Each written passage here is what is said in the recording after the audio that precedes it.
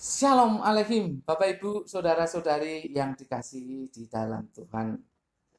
Selamat berkarya kembali di minggu ini. Mari kita berdoa. Bapa, dalam nama Tuhan Yesus, kami berdoa kiranya Engkau akan menolong kami. Roh Kudus, biarlah menerangi hati kami. Untuk saat ini kami akan belajar firman-Mu. Karena firman-Mu itu sangat penting bagi kehidupan kami. Untuk melangkah dalam menjalani kehidupan yang penuh tantangan ini, kami membutuhkan firman-Mu. Dan kami saat ini ingin memahaminya. Kiranya Roh Kudus yang menolong kami, yang menerangi hati kami, sehingga kami sanggup memahami kebenaran firman-Mu ya Bapa. Dalam nama Tuhan Yesus, kami berdoa. Amin. Bapak Ibu Saudara-saudari yang dikasihi dalam Tuhan, hari ini Senin 12 Juli 2021. Kita akan belajar dari Roma pasal yang ke-15 ayat 13. Roma pasal yang ke-15 ayat 13. Judulnya adalah berlimpah dalam pengharapan. Berlimpah dalam pengharapan. Bapak Ibu Saudara-saudari yang dikasihi dalam Tuhan, pengharapan adalah sesuatu yang penting, bahkan sangat penting. Di ayat ini saja kata pengharapan ditulis 2 kali, walaupun dengan penekanan yang berbeda satu dengan yang lain. Yang pertama kita perhatikan, semoga Allah sumber pengharapan. Jadi Allah adalah sumber pengharapan. Hotheos tes elpidos. Hotheos tes elpidos. Allah sumber pengharapan. Tetapi pengertiannya tidak hanya sekedar sumber pengharapan, tetapi juga pemilik pengharapan. Bahkan Allah itu sendiri adalah pengharapan. Artinya apa? Artinya jika ada yang lain yang memberikan pengharapan, itu palsu. Atau paling tidak sementara. Misalnya, manusia sesama kita memberikan pengharapan kepada kita. Ya, mungkin ada benarnya tapi sementara itu kan. Sifatnya sementara. Hal-hal jasmani itu apalagi pengharapan yang palsu kalau kita mengharapkan ya berdasarkan hal-hal jasmani akan sangat sulit menjalani kehidupan yang penuh tantangan ini. Apalagi iblis ya. Iblis pasti memberikan pengharapan yang palsu. Makanya jangan keliru bahwa hotheos tes elpidos. Allah sendiri yang menjadi sumber pemilik pengharapan. Bahkan dia sendiri adalah pengharapan kita. Penekanan yang kedua itu dikatakan di sini, supaya oleh kekuatan Roh Kudus kamu berlimpah-limpah dalam pengharapan. Jadi kan menjadi tujuan. Menjadi tujuan. Sesuatu yang menjadi tujuan itu berarti penting. Bahkan sangat penting. Pengharapan menjadi tujuan. Itu berarti dalam posisi yang sangat penting. Harus diraih. Bapak Ibu Saudara-saudari yang dikasihi dalam Tuhan, dari ayat ini kita akan melihat 2 hal.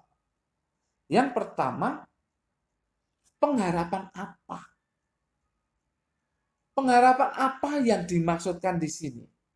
Seorang ahli Alkitab bernama Adam Clark itu menegaskan bahwa pengharapan di sini adalah pengharapan akan janji-janji Tuhan. Kalau menurut ayat 12, kita baca ayat 12. Dan selanjutnya kata Yesaya, taruh dari pangkal Isai akan terbit, dan ia akan bangkit untuk memerintah bangsa-bangsa, dan kepadanya lah bangsa-bangsa akan menaruh harapan. Ini berkisah tentang Mesias. Berkisah tentang Mesias. Dan kita tahu bahwa yang namanya Mesias itu adalah penyelamat. Jadi juga berkisah menekankan mengenai keselamatan. Jadi pengharapan apa yang dimaksud di sini adalah pengharapan tentang Mesias dan pengharapan tentang keselamatan. tentang keselamatan. Itulah sebabnya pengharapan yang seperti ini adalah pengharapan yang sangat penting. Jadi kalau ada pengharapan yang lain, misalkan tadi saya katakan manusia, dia tidak sepenting pengharapan Mesias dan keselamatan itu. Kehidupan manusia, kebutuhan manusia yang utama adalah keselamatan hidupnya, keselamatan jiwanya. Memiliki kehidupan yang kekal itu kebutuhan utama. Dan manusia tidak bisa memberi pengharapan seperti itu, bukan?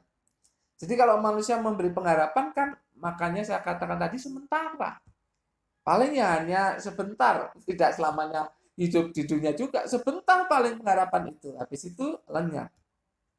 Hal-hal jasmani juga sementara, bukan? Jadi ya memang kita butuhkan hal-hal jasmani, tapi pengharapan untuk hal itu adalah sementara. Apalagi pengharapan yang diberikan oleh si jahat, itu pengharapan palsu. Makanya di sini dikatakan pengharapan adalah pengharapan mengenai Mesias dan pengharapan mengenai keselamatan. Itulah pengharapan yang dimaksud di sini. Bagaimana pengharapan itu bisa melimpah-limpah di dalam kehidupan kita? Rupanya di sini adalah Tuhan sendiri yang membuatnya. Perhatikan, ayat ini kita baca pelan-pelan. Semoga Allah, sumber pengharapan, memenuhi kamu dengan segala sukacita dan damai sejahtera dalam iman kamu, supaya oleh kekuatan Roh Kudus kamu berlimpah-limpah dalam pengharapan. Allah sendiri yang membuatnya supaya bisa berlimpah-limpah dengan cara memenuhi kita dengan segala sukacita, memenuhi kita dengan damai sejahtera. Bapak Ibu saudara-saudari yang dikasihi dalam Tuhan, perhatikan ini. Ketika tidak ada sukacita di dalam hidup kita, dalam diri kita, maka pengharapan itu akan lenyap, akan sirna dari diri kita. Ketika tidak ada damai sejahtera dalam diri kita, maka pengharapan itu akan hilang. Ini benar Bapak Ibu, ini benar. Oleh sebab itu Allah sendiri yang memberikan segala sukacita dan damai sejahtera. Supaya apa? Ini dikatakan supaya oleh kekuatan Roh Kudus kamu berlimpah-limpah dalam pengharapan. Jadi orang bisa berlimpah-limpah dalam pengharapan karena di dalam dirinya Allah sudah memberikan sukacita dan damai sejahtera. Luar biasa Bapak Ibu. Pengharapan akan keselamatan, pengharapan akan Mesias, itu akan berlimpah-limpah di dalam diri kita. Artinya ya tidak akan habis. Dan kita tetap berharap terus-menerus. Karena apa? Karena ada sukacita dari Allah. Karena ada damai sejahtera dari Allah. Ini diwujudkan dengan kekuatan Roh Kudus. Roh Kudus memberikan kekuatan untuk kita bisa berlimpah-limpah dalam pengharapan. Luar biasa. Tuhan sendiri yang membantu kita untuk memiliki pengharapan yang berlimpah-limpah. Dan dengan kekuatan Roh Kudus kita dimampukan untuk ya berpengharapan itu. Bapak Ibu saudara-saudari yang dikasihi dalam Tuhan, pengharapan itu sesuatu yang penting, bahkan sangat penting. Itu yang membuat orang percaya bisa bertahan. Itu yang membuat Anda dan saya bisa bertahan. Kalau kita tidak ada pengharapan, kita akan cepat jatuh, bisa jadi terkapar. Jadi kita harus memiliki pengharapan. Karena pengharapan yang membuat kita bertahan, yang membuat kita tidak goyah. Pengharapan sesuatu yang sangat penting. Tapi ingat bahwa Tuhan sendiri, Allah sendiri yang menjadi sumber pengharapan itu, yang menjadi pemilik pengharapan itu. yang adalah pengharapan kita. Bapak, Ibu, saudara-saudari yang dikasihi dalam Tuhan, oleh sebab itu, mari kita hidup dekat dengan Tuhan. Mari kita menjalin hubungan yang akrab dengan Allah dalam persekutuan pribadi, di dalam doa, di dalam pembacaan firman Tuhan, di dalam aktivitas-aktivitas kerohanian. Mari kita dekatkan diri kita. Hidup bergaul dengan Allah, karena Dia sumber pengharapan. Maka Dia akan memberikan pengharapan bahkan berlimpah-limpah. Dengan cara apa?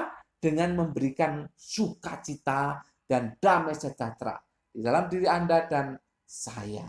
Itu yang membuat kita bisa berlimpah-limpah dalam pengharapan. Dan kita akan menjadi orang yang teguh. Jadi kalau ada damai sejahtera, kalau ada sukacita, maka pengharapan kita berlimpah-limpah dan kita bisa menjadi orang yang kuat. Apapun masalah yang kita hadapi, karena ada pengharapan yang berlimpah-limpah itu, maka kita menjadi kuat, kita menjadi teguh, kita tidak dikalahkan oleh masalah. Oleh sebab itu, milikilah pengharapan yang berlimpah-limpah. Dan itu hanya karena Anda dan saya bergaul dengan Allah. Dialah sumber pengharapan itu yang akan memberikan kepada kita secara berlimpah-limpah. Sehingga sekali lagi kita menjadi orang yang kuat, teguh menghadapi masalah kehidupan. Sekalipun masalah itu begitu berat, kita tetap kuat dan teguh. Berlimpah-limpah dalam pengharapan. Amin. Mari kita berdoa. Bapak, terima kasih untuk firman-Mu. Kami sudah belajar. Kiranya Roh Kudus yang menolong kami untuk kami bisa menerapkannya. Dalam nama Tuhan Yesus, kami berdoa dan mengucap syukur. Semua yang percaya katakan amin. Tuhan memberkati Bapak, Ibu, Saudara-saudari senantiasa